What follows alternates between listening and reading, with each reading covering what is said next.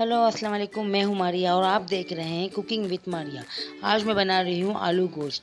आलू गोश्त बनाने के लिए हमें चाहिए 1 कप कुकिंग ऑयल और 2 से 3 अदद दरमियाने बारीक कटे हुए प्याज। बारीक कटे हुए प्याज डालने के बाद हम इसको लाइट गोल्डन ब्राउन कलर आने तक इसको फ्राई करेंगे। देखिए ऐसा कलर आ जाए, फिर इसके अंदर हम डालेंगे अपने साबित गरम मसाले, जिसमें तज की टुकड़ी है, 2 अदद लौंग है, 4 से 5 अदद काली मिर्च है और हाफ टी स्पून जीरा है। गरम मसाला डालने के बाद हम इसको हल्का सा फ्राई करेंगे। अब हम इसके अंदर अपने गोश्त है वो डालेंगे, गोश्त डालेंगे और 1 चम्मच भर के लहसुन अदरक का पेस्ट डालेंगे। इसको हम फ्राई करेंगे ताकि लहसुन अदरक की स्मेल जो होती है वो ख़त्म हो जाए। फिर हम इसके अंदर अपने स्पाइसेस डालेंगे सारे।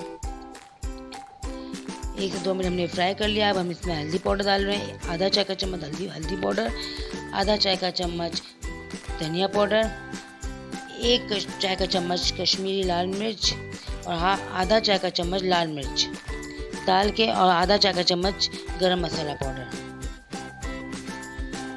ये हम डाल दिए। अब हम मसालों को भूनेंगे ताकि मसालों की जो कच्चापन की स्मेल है वो ख़त्म हो जाए। अच्छी तरह भून कर अगर के बाद टमाटर हो 2 से 3 अदद आप टमाटर डाल दीजिएगा। मेरे पास पेस्ट है तो टमाटर का पेस्ट यूज़ कर रही हूँ। 1 कप भर के टमाटर का पेस्ट डालेंगे इसके अंदर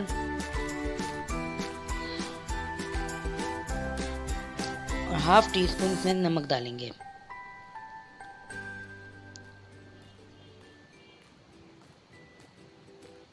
और इसको हम ढक के रख देंगे, नमक डाल के घुमा कर ढक के रख देंगे ताकि मसाले का जो कच्चापन और जो सब कुछ सारा स्पाइसेस डालने से मिक्स हो जाए आपस में।